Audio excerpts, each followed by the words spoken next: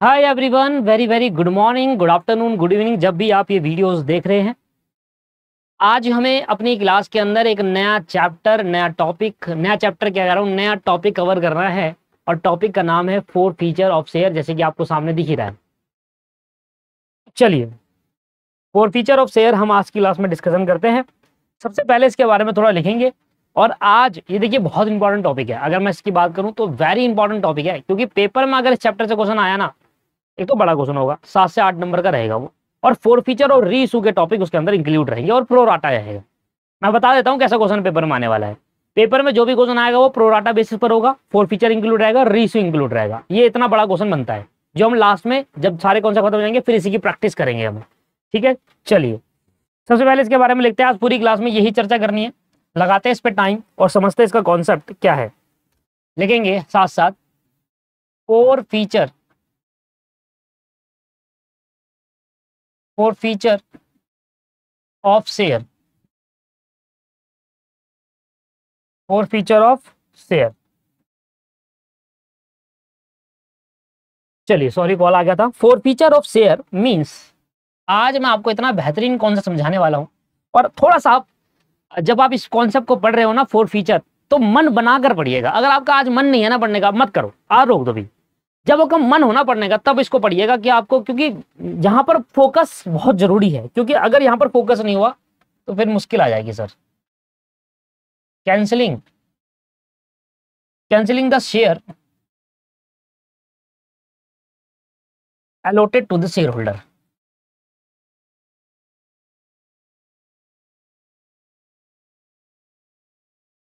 allotted to the shareholder.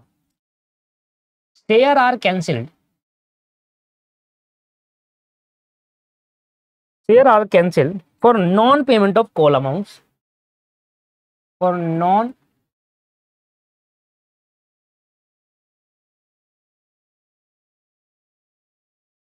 payment of call amount, for non payment of call amount, if the article of association AOA allow 4 feature,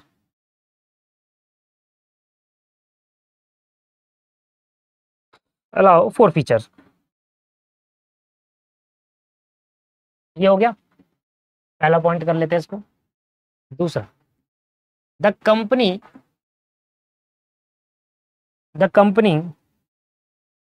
has to given notice, the company has to given notice to the defaulting shareholder,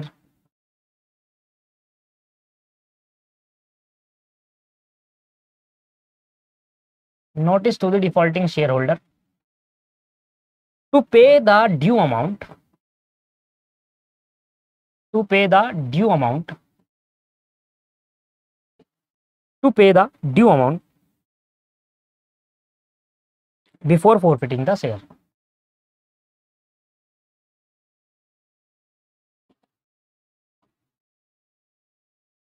before forfeiting the share। लिख लिए, साथ साथ लिखिए।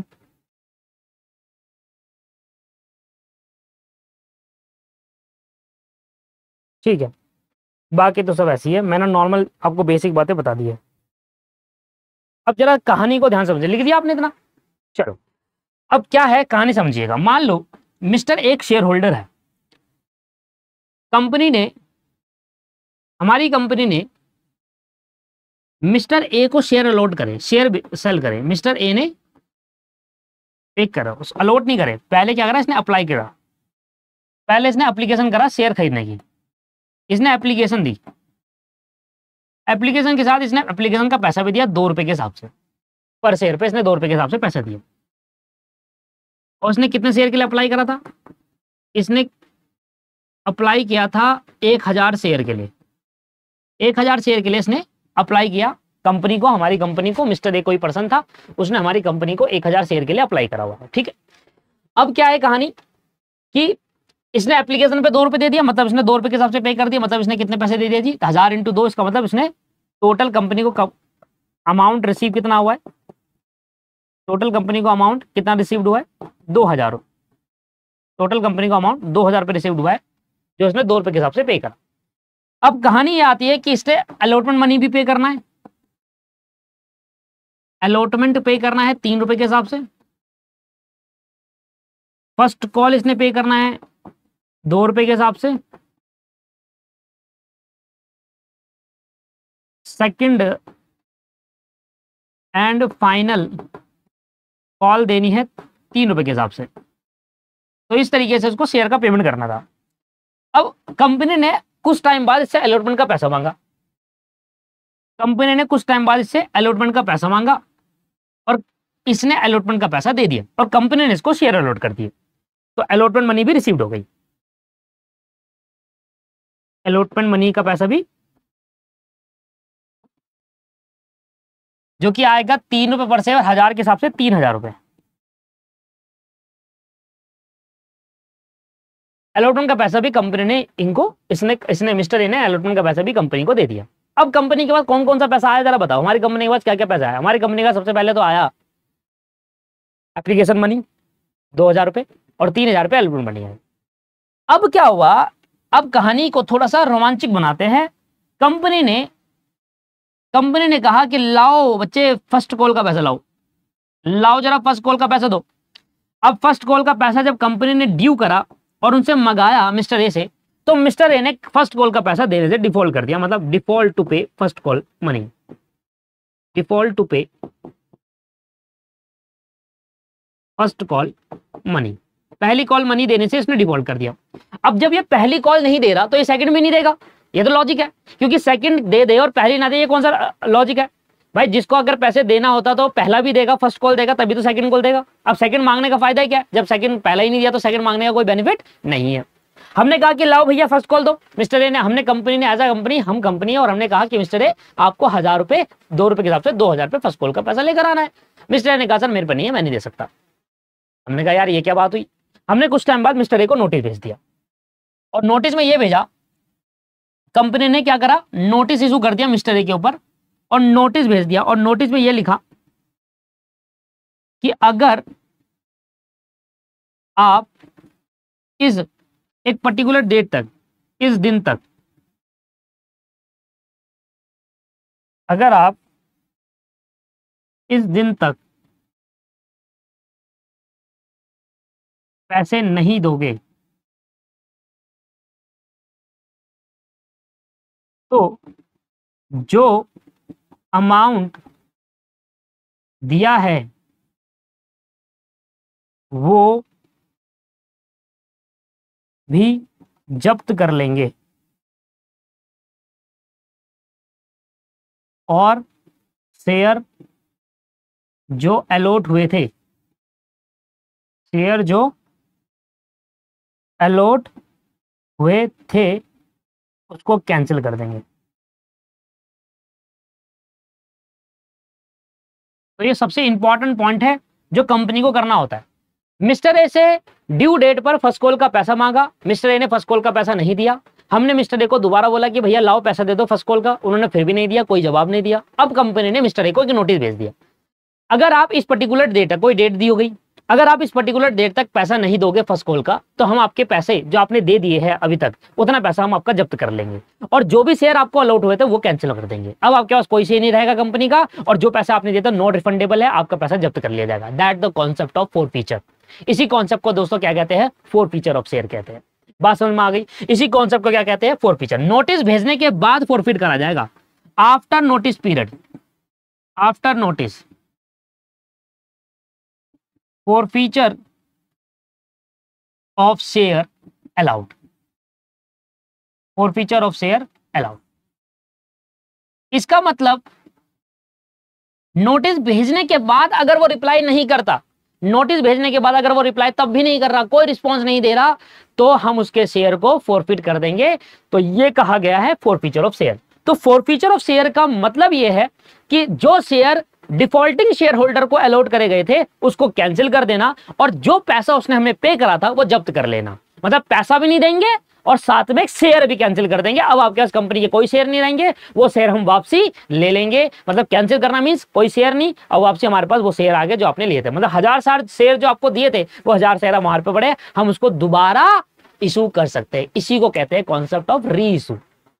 यही होता है, मतलब जो शेयर हमने फॉरफिट करा, जो शेयर हमने फॉरफिट किया और उस शेयर को हम जब दोबारा इशू करते हैं, क्योंकि वो शेयर हमारे पास आ गया, वो शेयर होल्डर ने रिपोर्ट करा था, हमने पैसे नहीं दिया तो हमने कैंसिल कर दिया उसके शेयर। अब जो शेयर हमारे पास आ गए, कैंसिल हुए शेयर जो हमारे पास पड़े हुए, क्या करेंगे? उसको दोबारा री इशू कर दो, पैसे ले लो कुछ। इसको कहते हैं री इशू ऑफ शेयर, राइट। तो ये कुछ कॉन्सेप्ट है, फॉरफीचर का जन्म आ गया। तो एक तरीका है, कॉन्सेप्ट है, अगर कोई डिफॉल्टिंग शेयर होल्डर पैसे देने से मना कर देता है या पैसे नहीं देता तो कंपनी उसको नोटिस भेजती है कि भाई पैसा दीजिए, और पैसा जब वो नहीं देगा, नोटिस का रिप्लाई भी नहीं होगा, तो कंपनी उसके शेयर को कैंसिल कर देती है। मतलब शेयर कैंसिल, और पैसा जो उसने अभी तक दे दिया है उसको रिफंड नहीं करती, वो कंपनी का हो जाता है। That is called forfeiture of share. ठीक है, तो बढ़िए, forfeiture of share means cancellation of share allotted. जो शेयर अलॉट कर दिए थे शेयर होल्डर को, उसको कैंसिल करना होता है forfeiture of share. Share are cancelled for non payment of call amount if article of association allowed. AOA का मतलब क्या है? आर्टिकल ऑफ एसोसिएशन, ठीक है ना, लिख लेना साइड में, अलाउ। अगर हमारी कंपनी का आर्टिकल ऑफ एसोसिएशन अलाउ करता है कि आप फॉरफीचर कर सकते हो, जो हर कंपनी का आर्टिकल ऑफ एसोसिएशन अलाउ करता है, क्योंकि भाई ऐसे तो कोई शेयर होल्डर पैसे नहीं देगा तो हम उसको फॉरफिट भी नहीं कर पाएंगे, रिफंड करना पड़ेगा। तो कंपनी अपने आर्टिकल ऑफ एसोसिएशन में जब कंपनी बनाती है तो ये लिख देती है, एक क्लॉज डाल देती है, ये पॉइंट डाल देती है कि कल को अगर कोई पर्सन हमारा शेयर का पैसा नहीं देता, कोई अमाउंट कॉल मनी नहीं देता, तो हम उसके शेयर फॉरफिट करने के लिए फुल्ली अलाउड है as per the article of association. ठीक है जी। और जो पैसा अभी तक शेयर होल्डर ने पे कर दिया है, उस पैसे को हम रिफंड नहीं करते।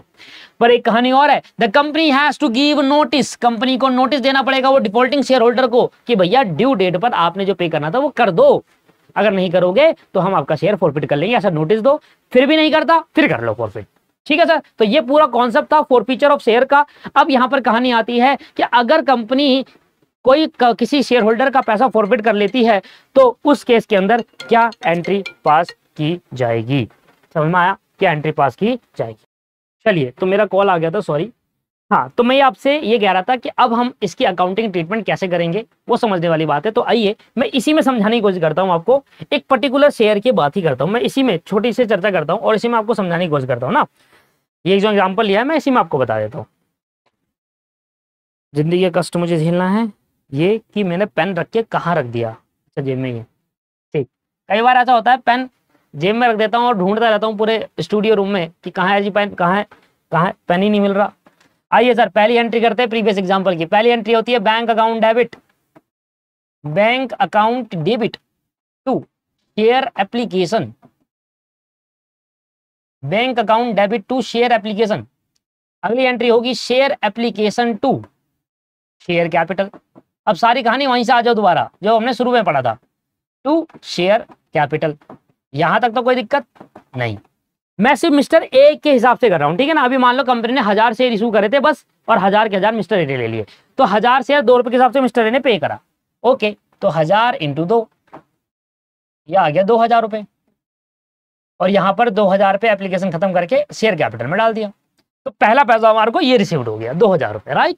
ठीक, इसके बाद अच्छा ये क्या है, ये क्या है जरा बताओ सर? ये है हमारी लायबिलिटी। क्या है ये हमारी लायबिलिटी है, ऑनर की लायबिलिटी। मतलब हमारी बैलेंस शीट में ये दिखेगा कि मिस्टर ए शेयर कैपिटल के नाम से लायबिलिटी देखिए, और कहेंगे कोई शेयर होल्डर था, उसका नाम नहीं लिखते, हर शेयर होल्डर का नाम लेते हैं, क्योंकि सोचो हर शेयर होल्डर का नाम लिखे ले तो पता नहीं कितने अकाउंट खुलेंगे। रिलायंस कंपनी के कितने सारे शेयर होल्डर है, तो इसलिए एक ही अकाउंट बोलते हैं शेयर कैपिटल। जितना भी शेयर का पैसा हमारे पास आता है वो लायबिलिटी हमारी होती है, क्योंकि एक पर्टिकुलर पर्सन जब कंपनी को पैसा दे रहा है तो कंपनी के ऊपर लायबिलिटी हुई ना दोस्तों, तो वो लायबिलिटी एक अकाउंट में शो करते हैं 2000 रुपये। ये हमारी लायबिलिटी हुई सर। क्यों? क्योंकि पहले हमें थोड़ा पता है अभी एप्लीकेशन के टाइम पे वो डिफॉल्ट करेगा, अभी तो अप्लाई करा है उसने, अभी हम उसको अलॉट करेंगे, फिर फर्स्ट कॉल मंगाएंगे, फिर डिफॉल्ट होगा। तो अप्लाई करने पे हमारे पास 2000 रुपये और हमने लायबिलिटी मान ली, हमें इस पर्टिकुलर पॉइंट पे थोड़ा पता होता है। ये दूसरी एंट्री होगी। अब तीसरी एंट्री है ड्यू करने की। अब आज मैं आपसे पूछूंगा, बताओ शेयर अलॉटमेंट अकाउंट में ड्यू अकाउंट डेबिट क्यों करता हूं शुरू में, और यहां पर इसको डायरेक्टली शेयर कैपिटल में क्यों डालता हूं? ये आज के टाइम पे बड़ा इंपॉर्टेंट है। जब मैं आपसे बोला था ना कि मैं आगे जाकर आपसे पूछूंगा इसका रीजन कि ऐसा क्यों करा है। 1000 शेयर ₹3 के हिसाब से 3000 रुपए। अब ये बता दो इसका रीजन क्या है, सोचो। इसका रीजन जैसे रिकॉर्डेड में तो नहीं बता पाओगे, पर मैं आपको बताता हूँ रीजन, और फिर देखना कि आपने सही सोचा था या नहीं सोचा था। शेयर अलॉटमेंट डेबिट इसलिए करते हैं क्योंकि ये पैसा मंगाना होता है शेयर होल्डर से, ये हमारी एसेट है, क्योंकि हमें इसका पैसा मंगाना है, ठीक है, हमें किसी से लेना है ये पैसा, इसलिए हमारी एसेट होती है। अब शेयर कैपिटल को क्यों करा, क्योंकि पैसा तो आया नहीं, लायबिलिटी कैसे मान ली।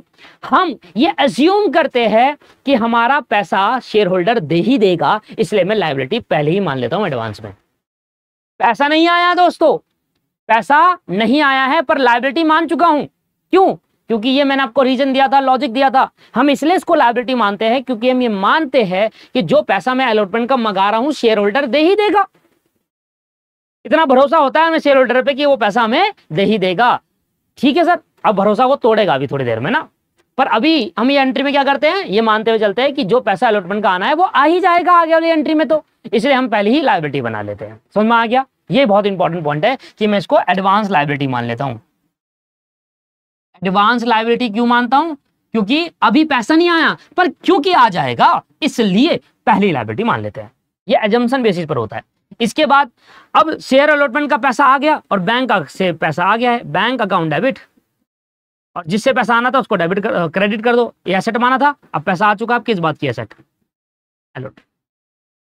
सब कुछ सही चल रहा था, 3000 रुपए हमने लायबिलिटी मान ली, पैसा आ गया, अब लायबिलिटी पहली मान चुके तो दोबारा मानने की जरूरत नहीं, एसेट खत्म कर दो जो आपने मानी थी। सब कुछ बढ़िया चल रहा था, सब कुछ बढ़िया चल रहा था, बस फर्स्ट कॉल का ड्यू करने का अमाउंट आ गया। अब जरा ध्यान सुनिएगा, फर्स्ट कॉल की एंट्री, पहले ड्यू की एंट्री, फर्स्ट कॉल पहले ड्यू होगा। ड्यू मतलब बोलेंगे शेयर होल्डर को, मिस्टर ए को, कि भैया फर्स्ट कॉल का पैसा ड्यू हो गया, लाओ दो। तो share first call, share first call account debit to share capital account. फिर से मैं शेयर कैपिटल क्यों बोल रहा हूं? क्योंकि मैं ये सोच रहा हूं कि यार जो फर्स्ट कॉल का पैसा है ना 2000 रुपए, ये मुझे वो दे ही देगा, इतना भरोसा है मुझे शेयर होल्डर पे कि वो दे देगा। अब मुझे थोड़ी पता था वो डिफॉल्ट कर देगा, अब मैं तो लायबिलिटी मान चुका। देखो ये लायबिलिटी एडवांस लायबिलिटी मानी है, ठीक है, आगे जाकर जो पैसा दे देगा तो एडवांस नहीं होगी, करंट लायबिलिटी हो गई, करंट कह रहा हूं सॉरी, ये वो लायबिलिटी होगी जो एक्चुअल में होनी चाहिए थी ना। पहले मैंने एडवांस मांगा, जब तक पैसा नहीं आया तब तक मैं माना कि हाँ चलो लायबिलिटी है, ठीक है, मान लेते हैं लायबिलिटी, क्योंकि आगे पैसा आ ही जाएगा। अब जब पैसा आ गया तो ठीक हो गया, पहले एडवांस माना, फिर जब पैसा आ गया तो फिर एक्चुअल लायबिलिटी हो गई वो। बट यहां पर मैं फिर दोबारा क्या मान रहा हूं, एडवांस लायबिलिटी, कि हाँ फर्स्ट कॉल का पैसा वो दे देगा। जब उसने एप्लीकेशन दे दिया तो वो फर्स्ट कॉल का पैसा भी दे देगा। अब कौन सा ऐसा पर्सन होगा, आप खुद ही सोचो, आप कोई शेयर खरीदो, आपने इतना सारा पैसा दे दिया, मान लो ये 30,000 की 3,000 की जगह 3 लाख होता, ये 1,000 की जगह 1 लाख होता, ठीक है, तो आपने मान लो 2 लाख और 3 लाख 5 लाख रुपए दे दिया। उसके बाद आप कहो कि भैया मैं पैसे नहीं दूंगा, और आपको नोटिस आ जाए कि हाँ आपका पैसा नहीं दोगे तो आगे का तो आपका पैसा रिफंड नहीं होगा, पहले वाला जब्त हो जाएगा, तो देखो ना पैसे, आपको पता है ये सब चीजें होती है। अब मैंने आपको बता दिया, आप किसी कंपनी के शेयर आप खरीदोगे और आप पैसा बीच में नहीं देते तो आपका पैसा जो दिया वो भी गया।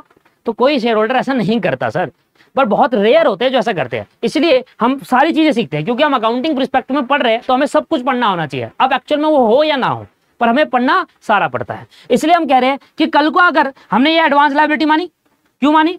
क्योंकि मैंने कहा कि फर्स्ट कॉल का पैसा मिस्टर ए ने देना था, ये क्योंकि दे ही देगा अगले बार, मतलब मांगा है भी तो दे देगा हमें, इसलिए मैं लायबिलिटी मान रहा हूं, पर उसने दिया नहीं, उसने नहीं दिया। अब 3 के साथ सबसे पहले जो आपने लायबिलिटी मानी इसका पैसा नहीं आया आपके पास, इधर जो लायबिलिटी मानी थी इसका पैसा आ गया था तो ठीक हो गया, आपने लायबिलिटी मानी पैसा भी आया, ठीक, पर इधर जो लायबिलिटी मानी उसका पैसा आपके पास नहीं आया है, नहीं आया है।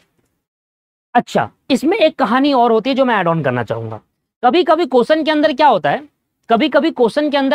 हमें क्वेश्चन के अंदर गिवन होता है, कहता है कि इसने ना, कंपनी ने ना शेयर होल्डर से फाइनल कॉल तक आस्क करा मनी, फाइनल कॉल तक पैसा मांगा। अभी वाले केस में क्या बोल रहा हूं मैं, शेयर होल्डर से हमने सिर्फ फर्स्ट कॉल तक मांगा, उसने जैसे ही पैसा नहीं दिया तो आगे हमने मांगा भी नहीं। पर कभी कभी क्वेश्चन में क्या होता है, हमने फाइनल कॉल तक पैसा मांगा था, ना उसने फर्स्ट कॉल का दिया ना फाइनल कॉल का दिया। तो 2 केस आ सकते हैं इसके अंदर। वो क्वेश्चन में लिखकर बताएगा कि company has made a final call till final call, company has made till final call, company ने फाइनल कॉल तक मेड किया, मांगा पैसा।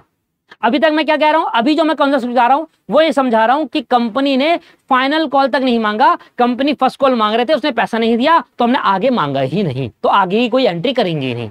पर अगर कंपनी फाइनल कॉल तक मांग रही है तो फिर फाइनल कॉल वाली एंट्री, ड्यू वाली एंट्री भी होगी, ये वाली एंट्री दोबारा होगी फाइनल कॉल के लिए भी।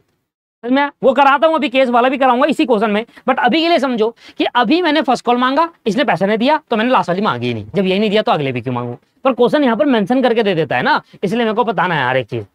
चलिए, फर्स्ट कॉल मैंने मांगा, मैंने सोचा दे ही देगा, इसलिए मैंने लायबिलिटी मान ली, उसने दिया नहीं, तो अब जो लायबिलिटी मानी उसको कैंसिल करना पड़ेगा, नहीं करना पड़ेगा। अब सारी अकाउंटिंग टर्म्स है, जो पैसा मैंने मांगा, ठीक है मांगा, उसने नहीं दिया, मैंने लायबिलिटी मान ली थी, अब ये लायबिलिटी मुझे कैंसिल करनी रहेगी क्योंकि पैसा नहीं आया। अगर पैसा आ जाता तो सही होती लायबिलिटी, क्योंकि पैसा नहीं आया तो इसलिए मैं इसको कैंसिल कर रहा हूं। क्या कर रहा हूं जी? कैंसिल कर रहा हूं। बात समझ में आ गई? चलिए, तो ये आ गया एंट्री यहां से फोर फीचर की। आ जाओ जी,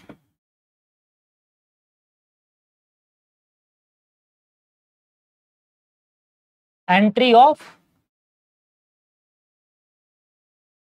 four feature, entry of four feature. पहली एंट्री में क्या आएगा? एंट्री में आएगा सबसे पहले जो आपने लायबिलिटी मानी थी। देखो लायबिलिटी तो यहां भी मानी थी, बट इसका पैसा आ चुका था, तो ये सही है, कोई दिक्कत नहीं है। लायबिलिटी मानी, आपने पैसा आ गया। बट सर यहां पर लायबिलिटी मानी पर पैसा नहीं आया, यहां पर लायबिलिटी मानी पर पैसा नहीं आया, तो लायबिलिटी जो मानी वो गलत मान ली। अपने एजम्पशन बेसिस पर लायबिलिटी मानी कि पैसा दे देगा, नहीं दिया उसने, कैंसिल करा उसको। तो जो लायबिलिटी क्रेडिट हो रही है उसको कैंसिल करने के लिए मुझे क्या करना होगा? डेबिट करना होगा। शेयर कैपिटल अकाउंट डेबिट हो जाएगा, शेयर कैपिटल अकाउंट डेबिट हो जाएगा। कितना जी? 2000 रुपए से। ये समझ में आ गया, पहली एंट्री क्लियर हुई कि मैंने शेयर कैपिटल को डेबिट क्यों करा, ये लॉजिक क्लियर हो गया।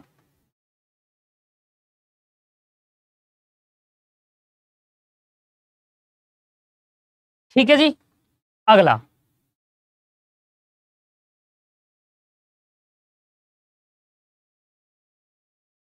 अब अगला सबसे पहले यहां पर अगला क्या होगा?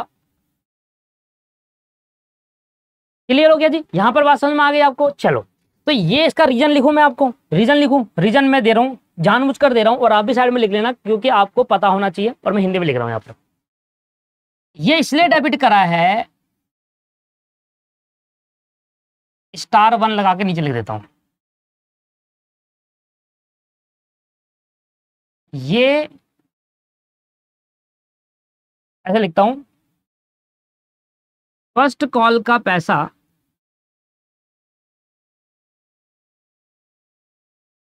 आना था, इसलिए मैंने लायबिलिटी मान ली थी। ये सोचकर कि आ ही जाएगा, बट पैसा नहीं आया।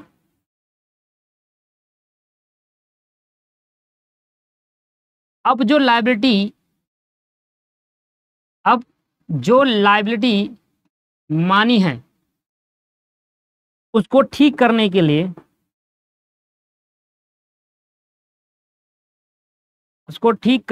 लिए, कैंसिल करना होगा। अब जो लायबिलिटी मानी है उसको ठीक करने के लिए कैंसिल करना होगा, इसलिए मेरी पहली एंट्री में ये हुआ। क्लियर हो गया? नोट समझ में आ गया? फर्स्ट कॉल का पैसा आना था, इसलिए मैंने लायबिलिटी मान ली थी कि आ ही जाएगा, पर एक्चुअल में नहीं आया, तो जो लायबिलिटी मानी वो गलत मान लिया आपने, उसको कैंसिल कर दो। क्लियर हो गया? चलो, अब दूसरी कहानी, जो पैसा आ गया है, कौन कौन से पैसा आ गया? एक तो एप्लीकेशन का पैसा आ गया, तो मैंने कैपिटल में डाल दिया, लायबिलिटी मान ली, और एक अलॉटमेंट का पैसा आया तो मैंने कैपिटल में डाल के लायबिलिटी मान ली। अब जो पैसा आ गया है फोरफीचर के टाइम पे उस पैसे को जब्त कर लेते हैं, और जब्त करने का मतलब क्या है? किसी ने मुझे पैसा दिया, शेयर खरीदे, मान लो मिस्टर ए ने हमें पैसा दिया, कितने दिए? 5000 रुपए, उसने शेयर खरीद लिया, हमने उसको शेयर आउट कर दिया, फोरफीटर के टाइम में शेयर कैंसिल, और जो पैसा है वो भी रिफंड नहीं करे, तो मेरी इनकम होगी ना, मेरी इनकम होनी चाहिए ना। ये भाई जो पैसा शेयर के बदले में आया है उसके बदले मैंने शेयर तो दिया, पर फिर बाद में फोरफिट करके शेयर कैंसिल कर दिए। अब मेरे वही शेयर मिस्टर ए को नहीं दे रखे, सारे शेयर जीते वापसी ले लिए। अब जो पैसा उसने दिया है वो रिफंड नहीं कर रहा, तो मेरी इनकम हुई या लायबिलिटी हुई? Sir income. अब खुद समझो, मैंने आपको 5 रुपए दिए और मैंने आपसे कहा कि ये सामान मुझे दे दो, एक पेन दे दो मुझे। आपने कहा 5 रुपए और देने पड़ेंगे आपको। मैंने कहा सर ये आपको मैं 5 दिन बाद दूंगा। अब आपके पास मेरे 5 रुपए है और मेरे पास आपका पेन है, ठीक है जी। अब मैंने कहा 5 दिन बाद मेरे 5 रुपए आपने मेरे से मांगे कि लाओ पेन के दोबारा रिमेनिंग पैसे दो। मैंने कहा मेरे पे नहीं है भाई पेन के पैसे, आपने मेरे से पेन लिया, मैंने कहा ला मेरे पैसे दे, कह रहा तूने यूज करा, मैं नहीं दे रहा पैसे, पैसे भी दूंगा पेन भी ले लूंगा। अब मुझे बताओ पेन तो आपके पास आ ही गया, 5 रुपए जो मेरे थे वो आपके पास है, मुझे दे ही नहीं रहे, तो मतलब वो 5 रुपए आपकी लायबिलिटी हुई या बेनिफिट हो गया? बेनिफिट हो गया ना, यही तो समझा रहा हूं मैं आपको। इसलिए इसलिए जो पैसा मेरे पास आ गया है, उस पैसे के बदले के जो शेयर हमने दिए थे वो शेयर हमने वापसी ले लिया। कैंसिल करना मतलब वापसी ले लिए।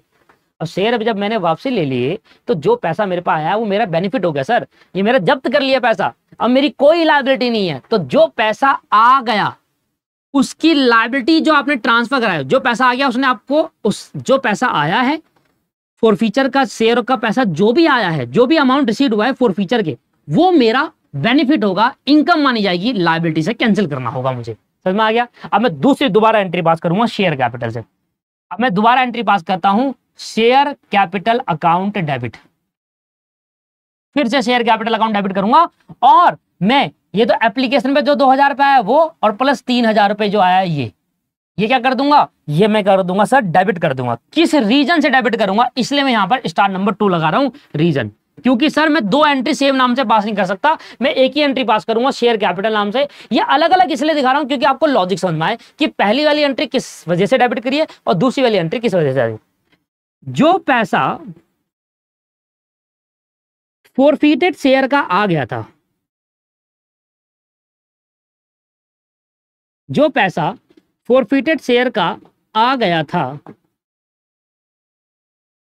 अब वो लायबिलिटी नहीं इनकम मानी जाएगी।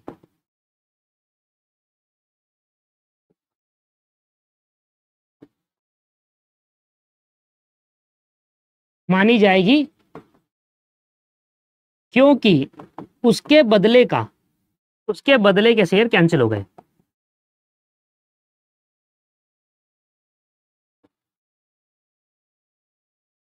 और रिफंड नहीं हुआ, रिफंड नहीं होगा, इसलिए मैं उसको इनकम मानू, क्योंकि पैसा मुझे वापस करना नहीं, मेरे जेब में रह गया और शेयर भी आ गए, पैसे भी आ गया और शेयर भी आ गया, तो इसलिए मैं लायबिलिटी को कैंसिल करूंगा। जो पैसा फॉरफिटेड शेयर का आ गया था, अब वो लायबिलिटी नहीं इनकम मानी जाएगी, इनकम मानी जाएगी क्योंकि उसके बदले के शेयर कैंसिल हो गए और रिफंड नहीं होगा। इसलिए लायबिलिटी कैंसिल करनी होगी अमाउंट रिसीव्ड वाली। लो जी, तो इसलिए मैंने दूसरा वाला करा है। दोनों क्लियर हो गए? पर आप खुद समझो, कोई भी जनरल एंट्री 2 नाम से सेम नाम से हो सकती है। शेयर कैपिटल एक ही बार शेयर कैपिटल आएगा और आ जाएगा 5 और 2 कितने हो जाएगा 7000 रुपए, इस नाम से आएगा। पर अलग अलग इसलिए दिखा रहा हूं सिर्फ समझाने के लिए दोनों का क्या बेसिक मतलब। अब सर आपने कहा था, अभी आपने कहा है, अभी आपने क्या कहा, अभी आपने कहा कि जो पैसा आपने रिफंड नहीं करा, क्योंकि शेयर भी कैंसिल कर दिए, शेयर भी आ गया और पैसा भी जो आ गया वो रिफंड नहीं हुआ, तो आप क्या करो, उसको लायबिलिटी की जगह इनकम मानो, तो मानो। तो अभी तो मैंने लायबिलिटी कैंसिल करी है, इनकम मानी। ये नोट किसके लिए है? जो पैसा आ गया था वो मैंने लायबिलिटी मान रखा था, वो लायबिलिटी नहीं इनकम बन जाएगी, इसलिए लायबिलिटी को कैंसिल करा, ये मैंने लायबिलिटी कैंसिल करी है। अब जो इनकम माननी है वो तो मानो। लो जी, टू शेयर फोरफीटेड नाम से एक नया अकाउंट खुलेगा, टू शेयर फोरफीचर अकाउंट के नाम से या फोरफीटेड नाम से एक नया अकाउंट खुलेगा, और उस नए अकाउंट में हम इनकम मानेंगे। ये हमारी इनकम होगी, और कितना, जितना आपको रिसीव्ड हो गया था वही तो आपकी इनकम होगी, तो इसलिए मतलब ये कितना आएगा 5000 रुपए, और ये मेरी इनकम मानी जाएगी। क्या नोट देखो, इधर मेरे नोट में जगह नहीं है और मैं जगह बनाऊंगा। स्टार नंबर 3 रेड पेन से लिखता हूं, क्योंकि मुझे ये सब एक ही बार लिखना है, बार बार तो लिखना नहीं है, इसलिए मैं आपको अच्छे से समझाने की कोशिश कर रहा हूं। स्टार नंबर 3 बना देता हूं। जो पैसा आ गया, अब फोरफीटेड के बाद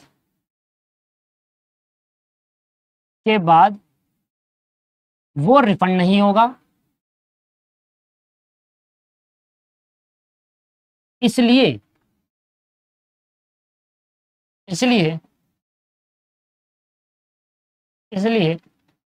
अब हम उसको इनकम मान लेंगे। अब हम उसको इनकम मान लेंगे और न्यू अकाउंट शेयर फॉरफिटेड के नाम से,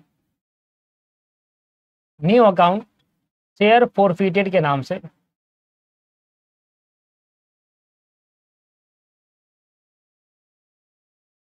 दिखाएंगे। लो जी, इसलिए हमने उसको करेक्ट करा क्योंकि अब उसको इनकम मानी जाएगी। अच्छा, अब एक बात बताओ, इधर देखना, जितने भी शेयर कैपिटल, इधर देखो, ध्यान दे, इधर देखो, इधर कम प्लीज। बैंक में पैसा आया, शेयर कैपिटल एप्लीकेशन बनाया, कट गया, ये वाला तो कट गया, ठीक है, कैंसिल। बैंक में जो पैसा गया, बैंक कभी नहीं कटता क्योंकि बैंक तभी कटेगा जब रिफंड करेंगे। बैंक नहीं कटा, पैसा बैंक में आएगा, बैंक को नहीं कटेगा। ये देखो, ये दोनों आपस में कट गए, share allotment to share allotment यहां कट गया, बैंक नहीं करता कभी भी, बैंक पैसा बैंक में चले गया। ये शेयर कैपिटल और शेयर कैपिटल मिलाकर फॉरफीचर में कट गया यहां पर। ये वाला जो शेयर कैपिटल है वो यहां कट गया। अब ये वाला शेयर फर्स्ट कॉल कहां गया? ये फर्स्ट कॉल कटता, शेयर फर्स्ट कॉल अकाउंट जो आपने ड्यू करा था, एसेट माना था, वो कटता। कब कटता? जब पैसा आ जाता। अब पैसा नहीं आया तो किस बात की एसेट? दो ही चीज हो सकता है, या तो पैसा आ जाता, मैंने इसको डेबिट क्यों करा, शेयर फर्स्ट कॉल अकाउंट क्या करा, डेबिट क्यों करा है, क्योंकि ड्यू करा है। ड्यू का मतलब है कि मुझे पैसा लेना है शेयर होल्डर से, इसलिए मैंने एसेट माना। अब दो चीज हो सकती है, या तो शेयर होल्डर पैसा देगा या नहीं देगा। अगर दे रहा है तो बैंक से पैसा बढ़ाकर इस एसेट को खत्म कर दो, जैसे ये करा। और अगर नहीं दे रहा तो ये रिवर्स कर दो एंट्री। तो मैंने ये यहां करी और दूसरी यहां पर, टू शेयर फर्स्ट कॉल। आप समझिए, मैं फर्स्ट कॉल को क्यों यहां पर डेबिट क्रेडिट करके कैंसिल कर रहा हूं, क्योंकि सर जिस बात के लिए मैंने एसेट बनाई थी, अब वो कोई एसेट नहीं रही। मैंने एसेट मानी थी क्योंकि मुझे पैसा आना था, अब वो आया नहीं, तो एसेट किस बात की, कैंसिल कर दिया। ठीक है जी, 2000 रुपए। अब आप चेक करो, ऊपर भी 7000, नीचे भी 7000 हो गए। ये स्टार नंबर लगाएंगे हम 4, और स्टार नंबर 4 में लिखेंगे शेयर फर्स्ट कॉल को ड्यू के टाइम पर एसेट माना था, इसलिए डेबिट किया।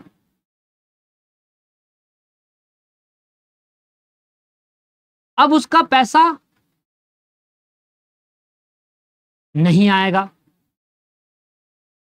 अब उसका पैसा नहीं आया तो एसेट कैंसिल करना पड़ेगा। तो एसेट कैंसिल करना पड़ेगा, इसलिए उसको क्रेडिट किया है। Each and every logic we have discussed, सारे लॉजिक मैं डिस्कस कर चुका आपके साथ। ये लॉजिक यहां पर लिख दूं, note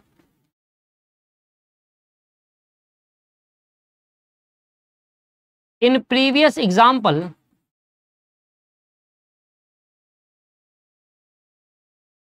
company has up called up called up up to called up up to called up to first call money, called up to first call money. In previous example, company has called up to first call money and second and final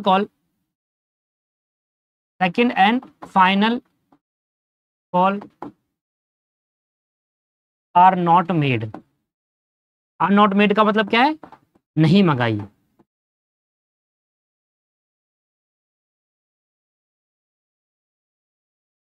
तो ये पिछले जो example था उसमें ये हमने decide करा कि अगर कंपनी ने सिर्फ और फर्स्ट कॉल ही तक ही मंगाया है, उसके आगे का पैसा उसने कभी भी नहीं मंगाया, क्योंकि ये सोचते हुए मंगाया ही नहीं, क्योंकि वो पैसा नहीं दे रहा पहले वाला, तो क्या होगा। पर यहां पर क्वेश्चन आपको डिफरेंट वे में भी आ सकता है। क्वेश्चन आपको ये कह सकता है कि मान लो अगर कंपनी ने फाइनल कॉल तक पैसा मंगाया होता तो what will be the forfeiture entry.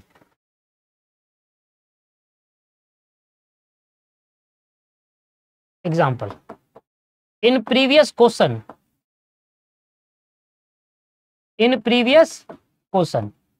if company call up to final call, up to second and final call,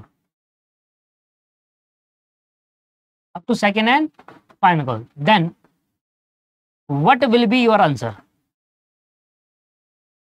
then what will be your answer, तब आपका आंसर क्या होगा।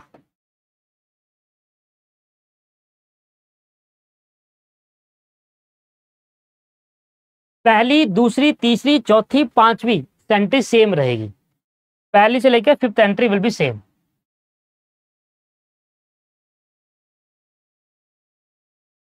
Entry number 1 to entry number 5 same. बार बार लिखने का कोई फायदा नहीं है, मैंने लिख दिया कि एंट्री नंबर 1 से लेकर 5 तक सेम रहेगी। पहली कॉल एप्लीकेशन मंगाएंगे पैसा आ जाएगा, अलॉटमेंट मंगाएंगे पैसा आ जाएगा, फर्स्ट कॉल ड्यू करा पैसा नहीं आया पर हमने सेकंड कॉल भी मंगाया। अब मैं क्या कह रहा हूं, मैंने फर्स्ट कॉल मंगाया उसने पैसा नहीं दिया पर मैंने सेकंड कॉल भी मंगाया। सेकंड कॉल मंगाने के लिए मुझे छठी एंट्री करनी होगी, share second and final call, share second and final call, account debit मंगाया पर फर्स्ट कॉल मंगाया उसने पैसे नहीं दिए, कोई बात नहीं, हमने एंट्री पास नहीं करी। फिर हमने कुछ टाइम बाद सेकंड कॉल भी मंगाया उसने तब भी पैसे नहीं दिए, दोनों टाइम नोटिस भेजा नहीं दिया, हम फॉरवर्ड कर लेंगे लास्ट में जाकर।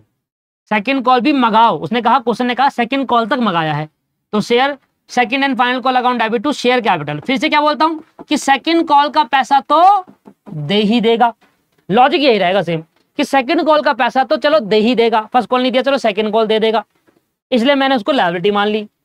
अब उसने सेकंड कॉल को नहीं दिया, फिर से लायबिलिटी कैंसिल करनी पड़ेगी। चलो आ जाओ, अब कहानी में थोड़ा चेंजमेंट आएगा। ये कितना आ जाएगा जी, 1000 शेयर 3 रुपए के हिसाब से क्या जाएगा 3000। अब जरा ध्यान देना, अब मैं एंट्री में थोड़ा बदलाव क्या करूंगा, ये है फोर फीचर की एंट्री।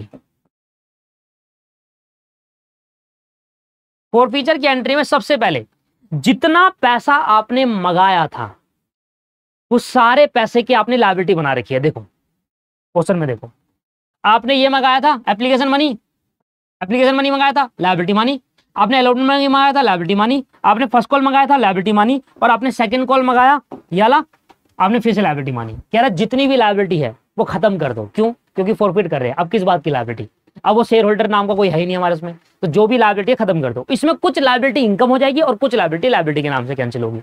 अब मुझे बताओ लायबिलिटी के नाम से क्या कैंसिल होगी, शेयर कैपिटल अकाउंट डेबिट करूंगा। और यहां पर देखो ध्यान से ना, एक तो फर्स्ट कॉल का 2000 रुपये लायबिलिटी माना था, पैसा नहीं आया इसलिए कैंसिल कर रहा हूं, और 3000 रुपये सेकंड कॉल का, ये फर्स्ट कॉल का है, पैसा लायबिलिटी मानी पैसा नहीं आया इसलिए कैंसिल कर रहा हूं। ये सेकंड कॉल का है, लायबिलिटी मानी पैसा नहीं आया इसलिए कैंसिल कर रहा हूं। ये तो ये हुआ शेयर कैपिटल अकाउंट। मैं आपको बाइफरकेशन करके दिखा रहा हूं। हालांकि कई बार आप देखना, कहीं जाकर देखना, दूसरी वीडियोस देखना, कहीं दूसरे टीचर्स की वीडियो देखना, बाइफरकेशन बहुत कम होता है, बाइफरकेशन बहुत कम होता है। जो एक्सपीरियंस या फिर जो डीप जिसको नॉलेज होगी ना, जिस टीचर को बहुत अच्छे से जानता होगा कंपनी अकाउंट को, उसको पक्का कहीं ना कहीं बाइफरकेशन पता होगा चीजों के लेकर। नहीं तो वो ये कहानी कहेगा कि शेयर कैपिटल अकाउंट डेबिट करो कॉल्ड अप मनी से, मतलब जितना पैसा मंगाया था उससे डेबिट कर दो। और रीजन तो बताओ क्यों डेबिट करा। पहले दो हमने इसलिए डेबिट करे, भाई मैं कई बार हम डिफरेंट टीचर्स की वीडियो देखते हैं और उसमें पढ़ते हैं इन द सेंस कि देखते हैं कि क्या किस तरीके से, किस वे ऑफ प्रेजेंटेशन क्या है। तो कई बार टीचर नहीं बताते। मैं किसी भी ऐसे टीचर को ब्लेम नहीं कर रहा, या किसी भी ऐसे टीचर को नहीं कह रहा कि हाँ इसको नहीं आता। मार्केट देखिए आज के टाइम पे क्या हो गया है, बच्चा यहाँ से 12वीं पास कर रहा है और टीचर बन जा रहा है, यहाँ से 12वीं पास करे टीचर बन गया। तो टीचर बनना और उसको वे ऑफ प्रेजेंट करने में जमीन आसमान का फर्क होता है। आपके अच्छे नंबर आ जाए ना, आप 100 में से 100 भी ले आओ ना अकाउंट में, आप टीचर वाली क्वालिटी नहीं ला सकते। टीचर वाली क्वालिटी हर किसी पे नहीं आती, वो वे ऑफ एक्सप्लेनेशन आपको समझाने का डिफरेंट होता है। ये over the time of period आएगी, आप धीरे धीरे करेंगे। जब मैं पहली बार पढ़ा रहा था तो मेरा भी कॉन्फिडेंस बहुत लूज था, मुझे भी नहीं पता था कैसे पढ़ाना है। बच्चा अगर क्वेश्चन पूछेगा तो कैसे उसका आंसर देना है, कहीं से भी कोई सा क्वेश्चन पूछ लेगा तो कैसे उत्तर दूं उसका। ओवर द पीरियड ऑफ चीजें हमने सीखी है। तो ऐसे नहीं, जिसके अंदर टीचर क्वालिटी होगी ना सर, वो आपको बाइफरकेशन जरूर बताएगा और बहुत डीप नॉलेज होगी इस टीचर को। चलिए शेयर कैपिटल मैंने ये क्यों डेबिट करा, पहले कॉल का और सेकंड कॉल का शेयर कैपिटल डेबिट करा क्योंकि लायबिलिटी मानी पैसा नहीं आया। अब दूसरा जो फर्स्ट एप्लीकेशन मनी है, एप्लीकेशन मनी 2000 रुपए, और 3000 रुपये अलॉटमेंट मनी। इसको मैंने डेबिट क्यों करा, ये लायबिलिटी कैंसिल क्यों करूं, क्योंकि इसको कैंसिल करेंगे इसलिए क्योंकि इसको इनकम मानेंगे भैया। ये पैसा हमारा फोरफिट कर लिया है, पैसा हमने जब्त कर लिया है, अब लायबिलिटी नहीं इनकम दिखाओ, इसलिए पहले लायबिलिटी कैंसिल करो फिर इनकम दिखाओ। और फिर इनकम दिखाएंगे कहां पर, शेयर फोरफिटेड में नाम से। इनकम को नए अकाउंट से दिखाएंगे, शेयर फोरफिटेड अकाउंट से। कितने का इनकम दिखाएंगे, जितना पैसा आया था उतने का, इतना ही आया था, इसलिए पहले मैंने लायबिलिटी कैंसिल करी। देखो पहली एंट्री में लायबिलिटी कैंसिल हुई फिर इनकम मानोगे। ऐसे नहीं कर सकते कि पहले इनकम दिखा दो लायबिलिटी कैंसिल बाद में कर रहे हो। इनकम कैसे दिखाओगे सर, पहले लायबिलिटी तो कैंसिल करो, जो आपने माना था उसको कैंसिल कर दो और फिर जाकर 5000 रुपये इनकम दिखा दो जो पैसा रिसीव्ड हुआ। इनकम तो वही होगा ना जो पैसा आया है। और सुनना ध्यान से, अब दो अकाउंट कैंसिल नहीं हुए, कौन से, एक तो फर्स्ट कॉल अकाउंट डेबिट करा था, क्रेडिट नहीं हुआ। क्यों, क्योंकि क्रेडिट होता जब पैसा आता, हुआ ही नहीं, पैसा नहीं आया, इसको कैंसिल करेंगे, एसेट माना हुआ है। और ये भी मैंने क्या माना हुआ है, एसेट मानता है कि पैसा आना है, नहीं आ रहा, अब किस बात की एसेट, कैंसिल करेंगे। तो share first call account debit करके क्रेडिट करके कैंसिल कर देंगे, क्योंकि एसेट माना था कि पैसा आएगा, नहीं आया, कैंसिल करो। और share second and final call आया और हमने कैंसिल, पैसा आना था नहीं आया, हमने कैंसिल कर दिया। ये 2000 से और ये 3000 से, अब टोटल देखो 10,000 रुपये। पर आपके पास एंट्री ऐसी नहीं होगी। एंट्री कैसे होगी, शेयर कैपिटल सिर्फ एक ही दिखेगा, टोटल 10,000 से शेयर कैपिटल सर एक ही दिखेगा, क्योंकि आपको पता है दो नहीं थे। बस मैं बार किससे बता रहा था आपको, ये आपके पास एप्लीकेशन मनी है और ये अलॉटमेंट मनी है। इसको मैंने डेबिट इसलिए करा क्योंकि मैंने इनको इनकम मानी है और मेरी लायबिलिटी सो रखा है। This is the final answer of forfeiture. अब आपको समझ में आ गया, एक एक लॉजिक आपको क्लियर कर दिया मैंने कि डेबिट क्यों हुआ, क्रेडिट क्यों हो रहा है, कितना अमाउंट डेबिट क्यों हो रहा है, कितना अमाउंट क्रेडिट क्यों हो रहा है, ये सब चीजें इस तरीके से आपको देखना है। प्लस इसकी एक और एंट्री होती है, मैं उसको हमेशा प्रिफरेबल नहीं करता, क्योंकि अगर आप शुरू से कॉल्स इन एरियर लेकर चल रहे हो, सॉरी कॉल्स इन एडवांस लेकर चल रहे हो, तो कैंसिल भी कॉल्स इन एडवांस के नाम से करना होगा। अब मैं दोबारा क्वेश्चन दोबारा करता हूँ, रिपीट, मैं एक सेम क्वेश्चन दोबारा कराता हूँ और इस बार मैं कॉल्स इन एडवांस नाम से शो करूंगा। आपको पता है कॉल्स इन एडवांस नाम से भी हम कर सकते हैं। देखिए आपको उन दोनों में से एक ही चीज करनी है, बट क्या होगा अगर मैं उसको नहीं कराता, तो कोई स्टूडेंट अगर बुक में देखता है कहता है यहाँ तो कॉल्स इन एडवांस वाली भी एंट्री है, ये तो समझा ही नहीं, वो मुझे मैसेज करेगा। इसलिए वो कह रहा हूँ कि वो मैसेज ना आए, इसलिए मैं उसको करा देता हूँ। बट कहानी क्या है, करना यही है, कॉल्स इन एडवांस नहीं करना। कॉल्स इन एडवांस कब करते हैं, अब सोचिए, जब आप शुरू से एंट्री में कॉल्स इन एडवांस लेके चल रहे हो। मैंने कहा था दो तरीके से हो सकता है, या तो आप अलॉटमेंट मनी को एडजस्ट करते हो प्रो राटा से, या कॉल्स इन एडवांस से। अगर आप कॉल्स इन एडवांस लेके चलते हैं तो यहाँ पर इस केस के अंदर ऐसी एंट्री होती है। ठीक है, चलिए ठीक है। तो कॉल्स इन एडवांस और कॉल्स इन एरियर अगर आप लेके चल रहे हो ना क्वेश्चन में, तब आएगा वो। अभी यहाँ पर मुझे बताओ एडवांस होगा या एरियर होगा, पहले तो ये कंफर्म करते हैं, क्योंकि एडवांस का मतलब क्या है, अगर आपको एडवांस में पैसा आ गया है, तो एरियर का मतलब है पैसा आना था नहीं आया, तो यहाँ पर क्या होना चाहिए, एरियर, क्योंकि फर्स्ट कॉल का पैसा आना था नहीं आया, सेकंड कॉल का पैसा आना था नहीं आया, तो एरियर हुआ ना, तो एरियर ही शो करते हैं। चलिए, तो आपको ये वाला समझ में आ गया। अब एक क्वेश्चन एग्जांपल लेता हूं जिसमें मैं दोनों ही वे में करा देता हूं। एग्जांपल ले लेते हैं, ठीक है।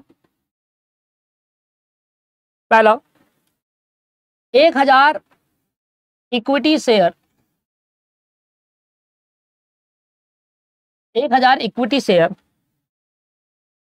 ऑफ रुपीज 10 रुपीज ईच, 10 रुपए ईच है, are forfeited for non payment. सुनो, are forfeited for non payment, are forfeited for non payment of first call. पहली कॉल का पेमेंट नहीं करा, अकाउंट डेबिट, ओ फर्स्ट कॉल, अकाउंट डेबिट कहां से आ गया, non payment of first call, ठीक है। The amount payable were, the amount payable were application पर 3 पे, अलॉटमेंट में 3 रुपए में 2 रुपए, फर्स्ट कॉल पे 2 रुपए, और सेम क्वेश्चन है, फर्स्ट कॉल 2 रुपए एंड फाइनल कॉल 3 रुपए। ये है सर, क्वेश्चन लिखना ना कितना छोटा है, क्वेश्चन उतना ही बड़ा है। अब मैं इस क्वेश्चन को दो तरीके से करूंगा। कॉल्स इन एरियर अकाउंट अगर मेंटेन करा है तो तब क्या एंट्री होगी, और कॉल्स इन एरियर अकाउंट अगर मेंटेन नहीं किया तो तब क्या एंट्री होगी। ठीक है दोस्तों, चलिए एक लाइन खींच लेते हैं।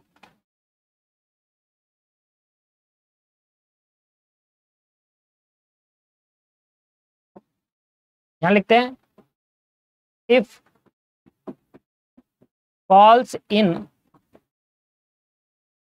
Arrear account is not maintained,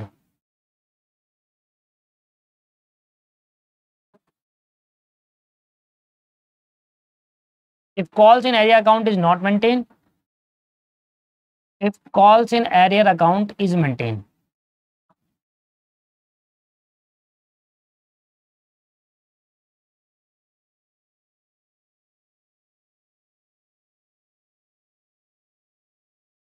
अब अगर पहली एंट्रीज के अंदर फर्क आएंगे तभी तो फिर फोरफीचर की एंट्री में फर्क आएगा। चलो फोरफीचर की एंट्री में रेड पेन से करूंगा, बाकी सब ऐसे। पहली एंट्री होगी bank account debit to share application. ठीक है सर,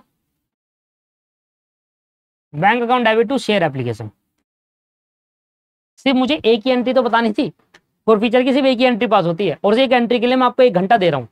इसलिए क्यों मैं नहीं चाहता कि कोई भी स्टूडेंट को कोई भी किसी की प्रॉब्लम आ जाए, या किसी को भी ऐसा लग जाए कि हाँ यार मुझे तो चीज़ें समझ नहीं आ रही। शेयर एप्लीकेशन अकाउंट डेबिट, अब ये एंट्री को तो एक्सप्लेन करने की जरूरत ही नहीं है, टू शेयर कैपिटल।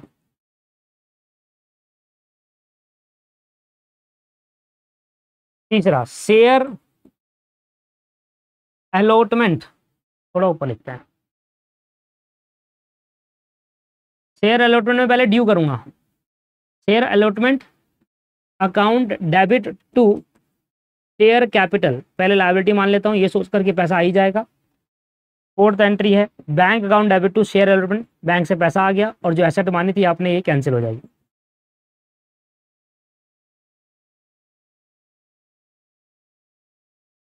अमाउंट कितना है जी, पहला है अमाउंट 3 रुपए के हिसाब से 1000 शेयर 3000 रुपए, 3000, और ये फिर 2 रुपए के हिसाब से 2000, 2000,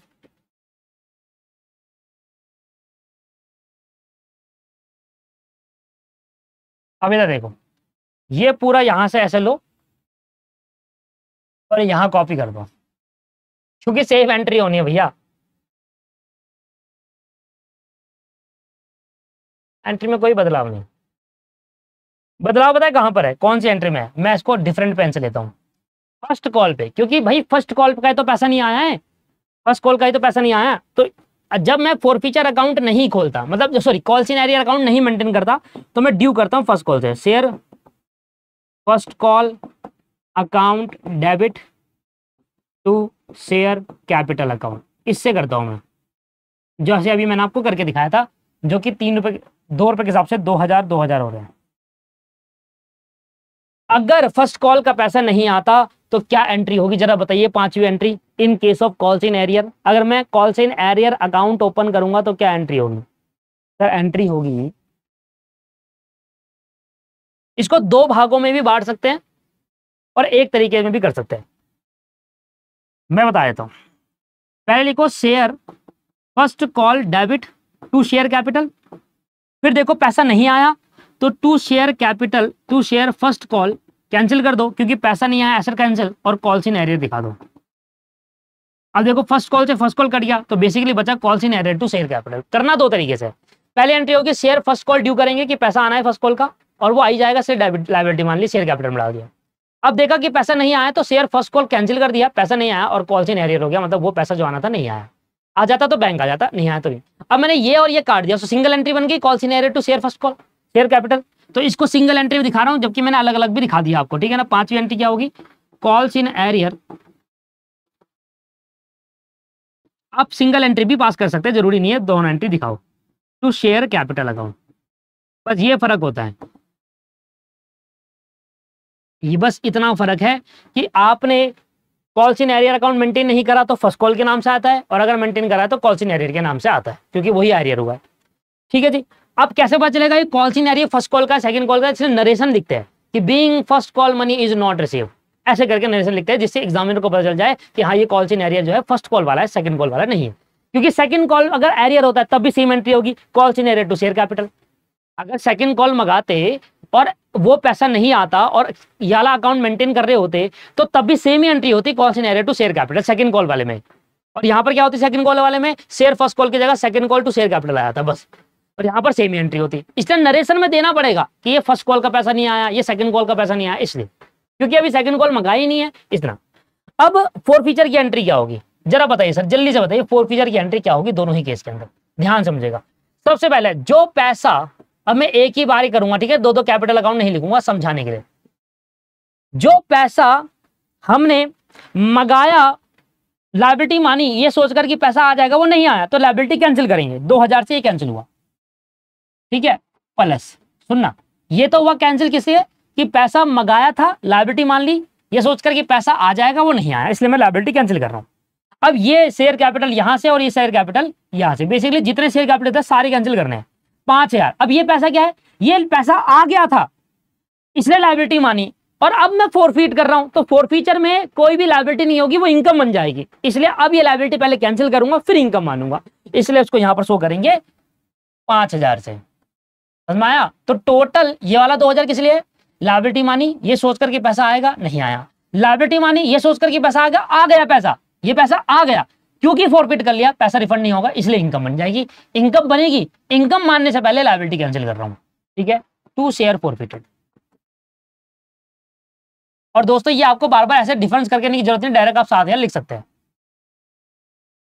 फॉरफिटेड 5000, इनकम तो 5000 है ना, जितनी खत्म करी उतनी करेंगे। और टू शेयर फर्स्ट कॉल आ जाएगा, क्योंकि आपने एंट्री में फर्स्ट कॉल को नाम से एसेट ड्यू करी थी, ये देखो फर्स्ट कॉल के नाम से एसेट ड्यू करी थी कि इतना पैसा आ जाएगा, वो नहीं आया इसलिए मैं कैंसिल कर रहा हूं। इस वाली एंट्री में क्या होगा? इस वाली एंट्री में ये वाली एंट्री यहां पर कॉपी कर देते हैं। अरे यार अंडो करने का ऑप्शन भी नहीं है अब तो।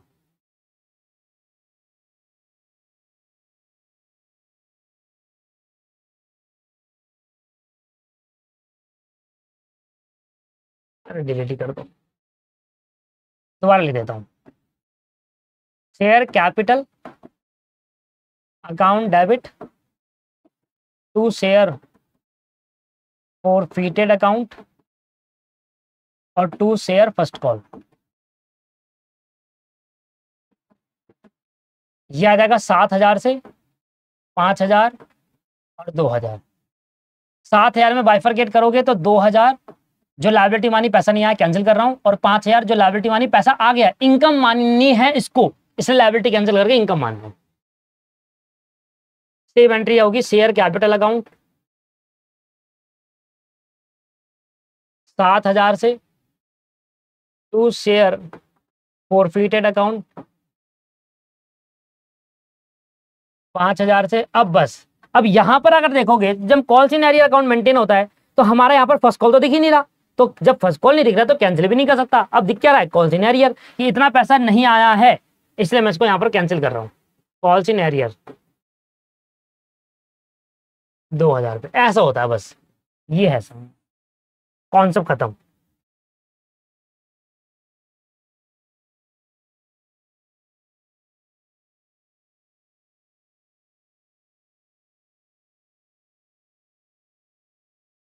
ये है प्रॉपर कॉन्सेप्ट, किस तरीके से हम शो करते हैं, किस तरीके से हम फॉरफीचर के केस में एंट्रियां पास करते हैं।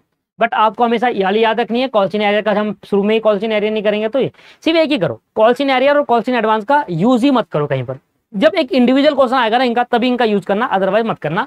अदरवाइज ये बेस्ट है, यही आगे चलाएंगे हमेशा, है ना। और एक ही तरीका फॉलो करो, जैसे कि मैं तरीका फॉलो कर रहा हूँ ये और आप ये करो, तो हमेशा कंफ्यूज रहोगे, कोई भी क्लास समझ नहीं आएगी। इसलिए आज से ही एक ही तरीका फॉलो करेंगे, ये वाला।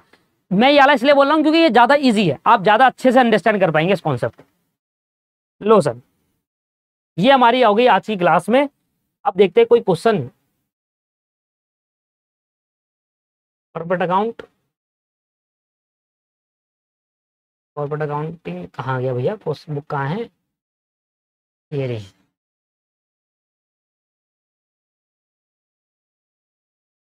1 घंटा होने वाला है। 9वां क्वेश्चन तक मैं आपको करा चुका था, है ना। 10वां क्वेश्चन भी मैंने आपको करा दिया था। अब 11वां क्वेश्चन पता नहीं कौन सा है, ये फोर फीचर है कि कहीं पर यहाँ पर।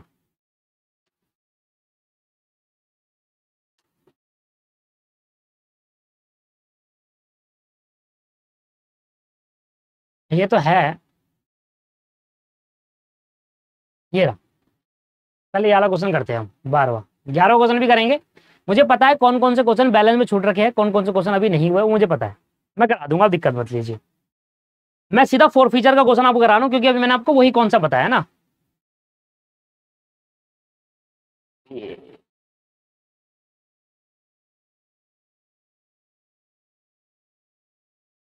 ठीक है। ICC limited forfeit 500 equity share of 10 रुपए वाले fully called up. Fully called up का मतलब क्या है? फाइनल कॉल तक पैसा मंगाया था। फुल्ली कॉल्ड अप का मतलब यह है कि फाइनल कॉल तक पैसा मंगाया है इन्होंने। तो फाइनल कॉल तक पैसा मंगाया, तो फाइनल कॉल तो ड्यू हुआ होगा, तो कैंसिल भी फाइनल कॉल तक होगा। ठीक है। Which were issued at a premium of 20%। हाँ, एक एंट्री तो पता ही नहीं कि मान लो अगर प्रीमियम का पैसा आए और आपने फॉरफिट कर लिया, तो प्रीमियम का पैसा भी फॉरफिट होगा। यस, प्रीमियम का पैसा भी फॉरफिट हो जाता है। अब उसकी एंट्री में यही समझा देता हूं आपको। 20% का अमाउंट पेबल ऑन 20% का प्रीमियम लिया, ठीक है जी। एप्लीकेशन 2 रुपए की, अलॉटमेंट 5 रुपए की। तो इस 5 रुपए की अलॉटमेंट में प्रीमियम जुड़ा हुआ है। 5 रुपए की अलॉटमेंट में प्रीमियम जुड़ा हुआ है। जैसे कि 5 रुपए ये, 3 रुपए ये होगा, प्रीमियम 2 रुपए होगा, कि 10 का 20% 2 रुपए होता है। First and final call 3 he call है, 5 रुपए। On application money was paid by the share holder in respect of the share. ठीक है जी। एप्लीकेशन मनी सारी पे हो चुकी है। अरे यार, 300 share out of the above are reissued at 9% per share fully paid up. अरे रीइश्यू वाला भी है, तो कह रहा है जनरल एंट्री करो, फोर फीचर और रीइश्यू की। पर मैं फोर फीचर की एंट्री आपको दिखा देता हूँ, रीइश्यू की बाद में कर लेंगे कल की क्लास में। कल रीइश्यू पढ़ना है हमें, ये पहले मैं क्वेश्चन करा दूंगा आपको।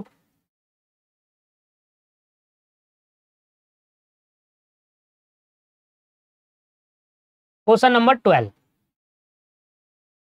स्टार्ट करते हैं। पहली entry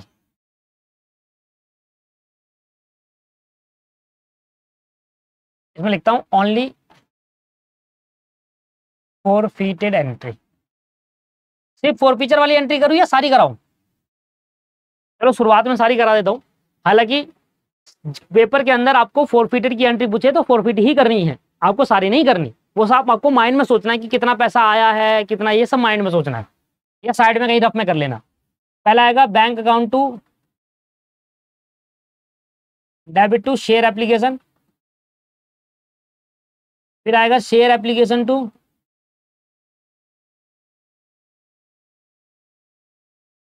debit to share allotment, share capital. ये रहा पहला, ये दूसरा। अब तीसरा, share allotment account debit to share capital, और सिक्योरिटी प्रीमियम भी है, टू सिक्योरिटी प्रीमियम। ठीक है जी। इसके बाद छठा, ओ चौथी एंट्री, फिर bank account debit to share allotment, क्योंकि अलॉटमेंट का पैसा वो दे ही चुका है।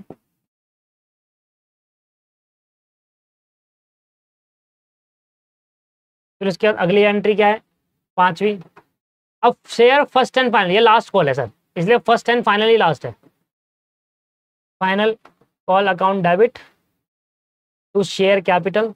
कॉल सीनियर वाला नहीं कर रहा मैं, ठीक है ना। अब मैं अमाउंट लिख देता हूँ जल्दी से एक बार। एप्लीकेशन कितने के हिसाब से है सर? 2 रुपए के हिसाब से। 1500 इक्विटी शेयर है, 5 दूनी 10, 1000 रुपए। 500 इंटू 2, 1000, 1000। ये है 500 इंटू 5, 2500। ये 3 के हिसाब से है। 1500 यहाँ आ जाएगा और 1000 प्रीमियम आ जाएगा आपका। 2500 पूरा रिसीव्ड होता है हमारे को अलॉटमेंट के टाइम पे। फर्स्ट कॉल ड्यू करी है 5 रुपए के हिसाब से, तो ये भी 2500 है जो आना था, और मैंने लायबिलिटी मान लिया पर नहीं आया। अब एंट्री करता हूँ फोर फीचर की। छठी एंट्री होगी फोर फीचर। अब देखो, शेयर कैपिटल अकाउंट डेबिट करेंगे, शेयर कैपिटल अकाउंट डेबिट करेंगे। अब बार बार कॉन्सेप्ट तो लगाऊंगा नहीं, बार बार कॉन्सेप्ट तो ध्यान नहीं दूंगा। एक बार मैंने आपको कॉन्सेप्ट समझाया। एक काम करते हैं, यहां से जितने भी शेयर कैपिटल फॉरफीचर से पहले जितने भी शेयर कैपिटल क्रेडिट हो रखे उन सब अमाउंट को डेबिट करना है, खत्म। बाइफरकेशन मैंने आपको बता दिया। इस वाले को डेबिट कर रहा हूं 2500 से, इसलिए क्योंकि लायबिलिटी मानी, पैसा नहीं आया इसलिए लायबिलिटी कैंसिल कर रहा हूं। इन वालों को शेयर कैपिटल को कैंसिल कर रहा हूं इसलिए, ये शेयर कैपिटल और ये शेयर कैपिटल कैंसिल कर रहा हूं 2500 इसलिए क्योंकि लायबिलिटी मानी, पैसा आ गया था इसलिए लायबिलिटी मानी। क्योंकि फॉरफिट कर रहा हूं शेयर, अब इनकम मानूंगा इसलिए इसको कैंसिल करके इनकम मानूंगा। इसलिए यहां पर 5000 रुपए आएगा। सर कैसा आया समय? 5000, 2500 इसका और 2500 उन दोनों का जो पैसा आ गया है, खत्म। टू शेयर फॉरफिटेड कितना आ जाएगा सर? कितनी इनकम हुई, कितना पैसा आपने रिसीव्ड करा है टोटल, ठीक है जी। तो शेयर फॉरफिटेड मतलब जितना पैसा आया है उसको फॉरफिट करेंगे। सर क्या हम यहाँ पर सिक्योरिटी प्रीमियम का पैसा आया है? देखो ना एक बार, क्या ये 1000 रुपए रिसीव्ड हो गया सिक्योरिटी प्रीमियम का? यस। देखो 1500 अलॉटमेंट का पैसा आना था, 1000 रुपए सिक्योरिटी प्रीमियम का, टोटल पूरा रिसीव्ड हो गया। अब दो कहानी होती है यहाँ पर सिक्योरिटी प्रीमियम के केस के अंदर। सिक्योरिटी प्रीमियम के केस के अंदर दो कहानी होती है, या तो आपको सिक्योरिटी प्रीमियम का पैसा रिसीव्ड हो गया हो या आपको सिक्योरिटी प्रीमियम का पैसा रिसीव नहीं हुआ। तो सिक्योरिटी प्रीमियम के भी फर्दर दो केस होते हैं, या आपको सिक्योरिटी प्रीमियम का पैसा रिसीव हो गया है या सिक्योरिटी प्रीमियम का पैसा रिसीव नहीं हुआ। अभी जो ये मैं क्वेश्चन नंबर 12 करा रहा हूं ये किस पे बेस्ड है? ये क्वेश्चन नंबर 12 में जो करा रहा हूं ये बेस्ड है, ये question number 12 based on when security premium securities premium when security premium amount is received, when security premium amount is received। ये बेस किस पे है? जब सिक्योरिटी प्रीमियम अमाउंट क्या होता है? रिसीव्ड होता है। when security premium amount is received, ये इस पे बेस्ड है। क्योंकि देखो सिक्योरिटी प्रीमियम अलॉटमेंट में था, अलॉटमेंट का पैसा आ गया। फॉर एग्जांपल अगर यही सिक्योरिटी प्रीमियम फर्स्ट कॉल पर होता, उसका पैसा तो नहीं आया, तो मैं क्या कहता है? when security premium amount is not received। अब कहानी सुनिए, जब सिक्योरिटी प्रीमियम का पैसा रिसीव्ड हो जाता है तो सेक्शन 52(2) कहता है, जो कि 52 सेक्शन है किसका? सिक्योरिटी प्रीमियम का। वो कहता है कि अगर सिक्योरिटी प्रीमियम का पैसा रिसीव्ड हो गया और उसके बाद तुम फॉरफिट कर रहे हो तो सिक्योरिटी प्रीमियम का पैसा फॉरफिट नहीं कर सकते आप। मतलब इन द सेंस कि सिक्योरिटी प्रीमियम का पैसा फॉरफिट अकाउंट में नहीं डाल सकते, वो सिक्योरिटी प्रीमियम अकाउंट में ही रहेगा। एक बार अगर पैसा आया और वो सिक्योरिटी प्रीमियम अकाउंट में गया तो वो हमेशा उसी में रहेगा। आप सिक्योरिटी प्रीमियम का पैसा जो रिसीव्ड हुआ वो फॉरफिटेड अकाउंट में नहीं डाल सकते, क्योंकि फॉरफिट अकाउंट में क्या करते हैं हम? क्या कहते हैं? जितना पैसा आया है उतना हम फॉरफिट कर लेंगे, वो इनकम मानते हैं। जितना पैसा आया है फॉरफिटेड में क्या करते हैं? जितना पैसा रिसीव्ड हुआ उसको इनकम मान के क्रेडिट कर देते हैं ना, फॉरफिटेड में यही करते हैं। पर सिक्योरिटी प्रीमियम का अमाउंट नहीं करेंगे क्योंकि ऑलरेडी वो इनकम ही है, ऑलरेडी हम उसको पैसा मान चुके हैं, इनकम मान चुके हैं, तो वो वही रहेगा। तो अगर सिक्योरिटी प्रीमियम का पैसा आपको रिसीव्ड हुआ है तो वो रिसीव्ड हो गया तो आप फॉरफिट मत करना उसको, वो रिसीव्ड हुआ है ना, और सिक्योरिटी प्रीमियम में गया वही रहने दो उसको, अब उसको फॉरफिटेड वाले अकाउंट में मत डालना। तो भाई मुझे बताओ कितना पैसा रिसीव्ड हुआ? एक तो 1000 रुपए ये रिसीव्ड हो गया और एक 2500 रुपए ये रिसीव्ड हुआ, ये रहा 2500 रुपए ये हुआ। पर 1000 और 2500 अगर देखें तो टोटल 3500 रुपए रिसीव्ड हुआ, जिसमें से 1000 रुपए प्रीमियम का पैसा है। जो प्रीमियम का पैसा रिसीव्ड हुआ वो प्रीमियम अकाउंट में ही रहेगा, और बाकी फर्दर जो रिसीव्ड हुआ मनी, कॉल मनी या अलॉटमेंट मनी का या एप्लीकेशन मनी का, वो फॉरफिटेड अकाउंट में जाएगा। होप आप समझ गए हैं कि जब सिक्योरिटी प्रीमियम का पैसा रिसीव्ड होता है तो वो उसी में रहता है, वो उसका कोई भी फर्दर ट्रीटमेंट नहीं होता। तो यहां पर मैं शेयर फॉरफिटेड में कितना डालूंगा? सिर्फ और सिर्फ 1000 और 2500। 3500 सिक्योरिटी प्रीमियम का पैसा हटा दो, वो वहीं रहेगा 3500, और ये 2500 रुपए यहां पर आ जाएगा। क्लियर? और देखो ये खत्म करूंगा क्योंकि ये खामखा का एसेट मान रखा है, पैसा तो आ नहीं रहा। शेयर फर्स्ट कॉल यहां से खत्म हो जाएगा, 2500 हो गया बराबर 2500, 2500, 500। तो आपने क्या सीखा? आपने यहां पर सीखा, नोट लिखो, नोट लिखिए सर, ये नोट बहुत जरूरी है।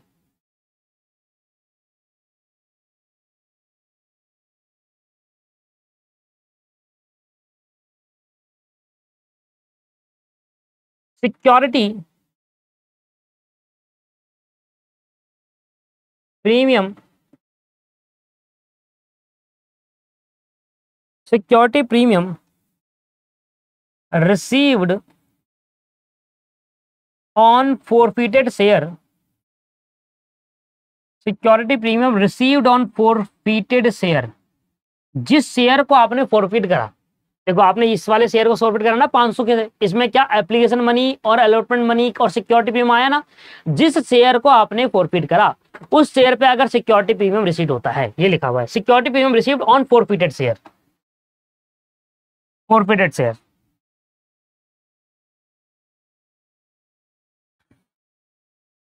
And credited to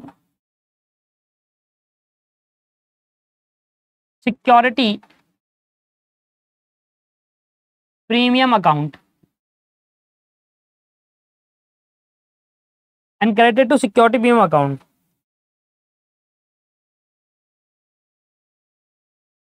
then it not cancelled,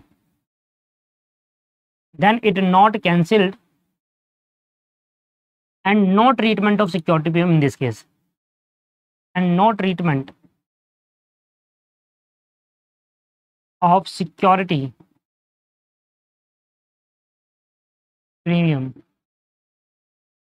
in this case। तो अगर सिक्योरिटी प्रीमियम का पैसा फॉरफिटेड शेयर में, सिक्योरिटी जो शेयर आपने फॉरफिट करे, अगर उन शेयर पे सिक्योरिटी प्रीमियम का पैसा आया है तो उस सिक्योरिटी प्रीमियम के पैसे को कुछ नहीं करेंगे, जिस अकाउंट में पड़ा था उसी में रहने देना है, और कभी भी ऐसा मत करना फॉरफिटेड अकाउंट में डाल दो। बट अब अगर मैं सेम क्वेश्चन कहूं कि इन प्रीवियस क्वेश्चन, एग्जांपल ले लेते एक, इन प्रीवियस क्वेश्चन, ये किस पे भेज देगा, in previous question if security premium amount called in first call money, then what will be your treatment?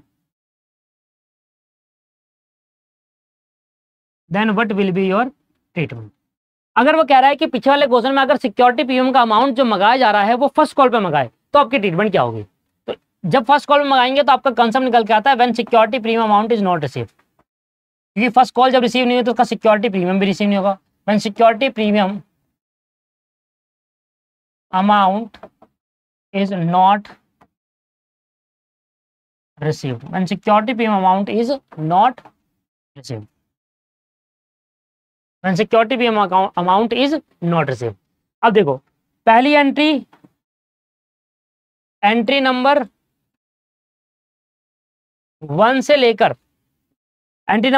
4 तक सेम है, एंट्री नंबर 1 से 4 तक सेम रहेगी, क्योंकि उसमें कोई नहीं सेम क्यों रहेगी, क्योंकि सिक्योरिटी प्रीमियम यहाँ नहीं अब वहां मंगा रहे हैं। तो मैं दोबारा से एंट्री करता हूँ एक बार को, bank account to share application,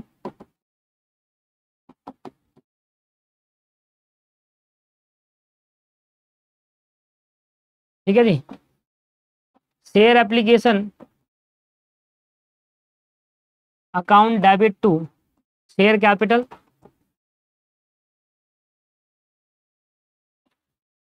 share allotment account debit to share capital, और share bank account debit to share allotment, bank account debit to share allotment. पहले कितना आएगा देखो, अब मेरी अलॉटमेंट कितने का है सुनो, अगर मेरा सिक्योरिटी प्रीमियम क्वेश्चन पढ़ो, सिक्योरिटी प्रीमियम अगर फर्स्ट कॉल पे है तो अब अलॉटमेंट 5 रुपए की होगी और फर्स्ट कॉल 3 रुपए और 2 रुपए हुई, समझ में आया। देखो वो कह रहा था कि अभी सिक्योरिटी प्रीमियम कस्टमर मंगा रहे हैं अलॉटमेंट में on first and final call. अब मैं कह रहा हूं कि देखिए अगर सिक्योरिटी प्रीमियम अलॉटमेंट ना होकर फर्स्ट एंड फाइनल कॉल पे हो तो यहाँ पर 3 रुपए फर्स्ट एंड फाइनल कॉल, और सॉरी 3 रुपए फर्स्ट एंड फाइनल कॉल का और 2 रुपए प्रीमियम का, और अलॉटमेंट पूरा 5 रुपए, ठीक है ना सर। चलिए बैंक अकाउंट टू डेबिट 2 रुपए के हिसाब से तो 5 दूनी 10, 1000 रुपए हो गया, ये 1000, ये 1000, ये 1000 और ये 1000, ठीक है। अब अलॉटमेंट कितने के हिसाब से, 5 रुपए के हिसाब से, तो 500 इंटू 5 2500 रुपए पूरा का पूरा अलॉटमेंट जाएगा, 2500 और 2500। अब मैं करूंगा फर्स्ट कॉल ड्यू करता हूं, share first and final call account debit share first and final call account debit to, सुनना, टू शेयर कैपिटल अकाउंट और टू सिक्योरिटी प्रीमियम, यही होगी ड्यू की एंट्री। अब फर्स्ट एंड फाइनल कॉल कितनी थी भाई, 500 शेयर 500 रुपए के हिसाब से आ जाएगा 2500। फिर यहां पर आ जाएगा 500 शेयर 3 रुपए के हिसाब से 1500 और 500 शेयर 2 रुपए के हिसाब से 1000। अब मुझे बताओ क्या पहली कॉल का पैसा मिला, क्या फर्स्ट एंड फाइनल कॉल का पैसा मिला? नहीं मिला। तो मतलब ना तो मुझे 1500 मिले ना सिक्योरिटी प्रीमियम का पैसा मिला। मतलब ये वो केस है जहां पर सिक्योरिटी प्रीमियम का पैसा नहीं मिला। अब पढ़ो ऊपर, when security premium amount is not received. पीछे वाले क्वेश्चन के अंदर क्या था, मेरे को सिक्योरिटी प्रीमियम कहां पर मंगा रहा था, अलॉटमेंट में। तो अलॉटमेंट में जब सिक्योरिटी मिला उसने अलॉटमेंट मनी पे करी तो सिक्योरिटी प्रीमियम का पैसा मिला। तो पीछे वाले क्वेश्चन में सिक्योरिटी प्रीमियम का पैसा रिसीव्ड हुआ है, इसलिए वो केस वो बना security premium account is received, amount receive. और यहाँ पर सिक्योरिटी प्रीमियम इस वाले पे मंगाया है और यहाँ पर ये वाला डिफॉल्ट करा है, फर्स्ट कॉल नहीं दिया, first call money is not paid, तो हम कहेंगे सिक्योरिटी प्रीमियम का पैसा रिसीव नहीं हुआ। अब मेरी बात सुनो, अब मुझे एक बात बताना, ध्यान से सुनना। मैं सबसे पहले तो ये कैंसिल करता हूं शेयर कैपिटल, क्योंकि मैंने लायबिलिटी माना है सोचकर कि पैसा आएगा, नहीं आया। अब मैंने इसको इनकम माना ये सोचकर कि पैसा आएगा, नहीं आया, उसको भी कैंसिल करेंगे। अब यहां पर क्या होता है, जब सिक्योरिटी प्रीमियम का पैसा रिसीव्ड नहीं होता, जब सिक्योरिटी प्रीमियम का पैसा हमने ड्यू तो करा, हमने इनकम तो मानी, ये सोचकर इनकम मानी कि पैसा दे ही देगा। मैंने सिक्योरिटी प्रीमियम को इनकम माना है सर यहाँ पर, ये सोचकर कि नेक्स्ट बार पे, नेक्स्ट दिन या जो भी पर्टिकुलर डे आएगा, ड्यू डेट जो भी आएगी उस टाइम पे पैसा दे देगा। नहीं दिया भैया, तो अब जो इनकम आनी है कैंसिल करना पड़ेगा। तो जब भी सिक्योरिटी प्रीमियम का पैसा रिसीव नहीं होता तो वो हमने इनकम मान रखी है, उसका पैसा नहीं आया तो इनकम मत मानो, उसको दोबारा कैंसिल कर दो। राइट, समझ में आया? तो एंट्री होगी शेयर कैपिटल अकाउंट डेबिट। इधर इनकम मानी थी और पैसा भी आ गया तो इसी में रहने दो। इनकम मानो सिक्योरिटी प्रीमियम को और पैसा जब आ जाए तो सिक्योरिटी प्रीमियम में रहने दो। इनकम जब सिक्योरिटी प्रीमियम को मानी पर सिक्योरिटी प्रीमियम का पैसा रिसीव नहीं हुआ कॉल पर, तो सिक्योरिटी प्रीमियम जो इनकम मानी उसको कैंसिल कर दो। भाई जब क्यों मान रहे हो इनकम, जब पैसा ही नहीं आया? तो इनकम तो तभी मानोगे ना जब बैंक में पैसा भी दिख रहा है आपका, नाम से इनकम तो ना दिखाएंगे, इसलिए मैं इसको कैंसिल कर रहा हूं। तो जब रिसीव नहीं, रटना नहीं है, बच्चा रट लेता है यार, ये गलत बात है उसकी, मैं इतने डिटेल में समझा रहा हूं। वो समझ लेता है कि अगर सिक्योरिटी प्रीमियम रिसीव्ड होगा तो सिक्योरिटी प्रीमियम में कोई फॉरफीचर में सिक्योरिटी प्रीमियम नहीं आएगा, और अगर सिक्योरिटी प्रीमियम अमाउंट रिसीव्ड नहीं होता तो सिक्योरिटी प्रीमियम फॉरफीचर में आता है, ऐसे रट लेता है। पर अब लॉजिक समझो, अगर पैसा सिक्योरिटी प्रीमियम का आएगा तो सिक्योरिटी प्रीमियम पे ही रहेगा, एज पर सेक्शन 52 कहता है कि उसी में रहने दो, उसको छेड़ो। और अगर सिक्योरिटी प्रीमियम आपने इनकम मान रखी है और उसका पैसा नहीं आया तो इनकम को कैंसिल कर दो। शेयर कैपिटल अकाउंट डेबिट, एक तो ये डेबिट करूंगा 2500 और एक ये देखो 2500 और 1000 3500, टोटल कितने से डेबिट होगा? ये 5 5 10 6 और 1 7 6000 से, टोटल 6000 से मैं डेबिट कर दूंगा। इसमें 2500 लायबिलिटी मानी, पैसा नहीं आया, खत्म, और ये लायबिलिटी कैंसिल कर रहा हूं क्योंकि इसको इनकम मानना है। अब सिक्योरिटी प्रीमियम, ध्यान देना ये पर वाला, सिक्योरिटी प्रीमियम अकाउंट को भी क्या करूंगा, कैंसिल करूंगा, क्योंकि इसका पैसा मुझे नहीं रिसीव हुआ। तो यहां पर मैं लॉजिक लिख देता हूं, इनकम को रिड्यूस कर रहे हैं, कैंसिल कर रहे हैं। ये इनकम है हमारी, इनकम मान ली थी यहां पर, ये सोचकर कि आगे पैसा दे देगा, नहीं दिया तो कैंसिल कर रहा हूं इनकम को। समझ में आ रहा है? इनकम को कैंसिल कर रहे हैं, अगर कर दी कैंसिल, बाकी सब तो सेम एंट्री है। टू शेयर फॉरफिटेड, जितना पैसा रिसीव हुआ सब फॉरफिट कर लो, और to share first and final call. First and final को कितने से ड्यू करा था? 2500 से, कैंसिल करो 2500 से। और कितना अमाउंट फॉरफिट करेंगे? जितना रिसीव्ड हुआ। देखो 1000 रुपये यहाँ रिसीव्ड हुआ है और 2500 यहाँ रिसीव्ड हुआ है, कितना रिसीव्ड हुआ है? 3500, तो 3500 फॉरफिट कर दो। 6000 नहीं है,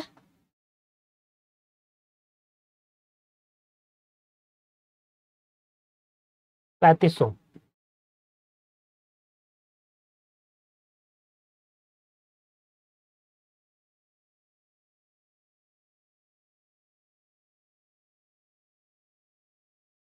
सही है, मैंने ही गलत कर दिया सर। यहाँ 2500 था ना, 1500 आएगा। ये क्या होता है? शेयर कैपिटल है ना, यहाँ तो 1500 है ना शेयर कैपिटल, मैंने ये लिख दिया, ये 1500 आएगा यहाँ। देखिए ना, शेयर कैपिटल में कितना अमाउंट है? एक ये रहा 1500, एक ये रहा 2500 और एक ये रहा 1000 रुपये। कितना हो गया सर? 2500, 3500 और 1500, 5000। है ना, वो मैंने गलती कर दी, मैंने 2500 ले लिया जबकि शेयर कैपिटल 1500 है। 5000 और 1000 6000 और यहाँ पर आ गया टोटल 6000। तो सिक्योरिटी प्रीमियम का पैसा अगर रिसीव्ड हो चुका है मनी में तो वो फॉरफिट नहीं होता, वो सिक्योरिटी प्रीमियम रहता है, कोई एंट्री नहीं होगी फॉरफीचर में। अगर सिक्योरिटी प्रीमियम का पैसा रिसीव नहीं होता है और आपने उसको इनकम मान रखी है तो उसको कैंसिल करेंगे फॉरफीचर वाली एंट्री में। होपफुल आपको ये क्लियर हो गया। और आज की कॉन्सेप्ट में फॉरफिटेड के सारे कॉन्सेप्ट में डिस्कस कर चुका हूं, विद सिक्योरिटी प्रीमियम और without security premium, at par और एट प्रीमियम दोनों। ठीक है सर। अब नेक्स्ट क्लास में सबसे पहले करते हैं इसके बेसिस पर क्वेश्चंस, कितने क्वेश्चन हो पाते हैं वो करते हैं एंड देन फिर री इशू करेंगे। नेक्स्ट क्लास हमारी क्वेश्चन की रहेगी, जो पेंडिंग क्वेश्चन है पहले वो कंप्लीट करेंगे। Bye bye, take care, have a nice day, thank you.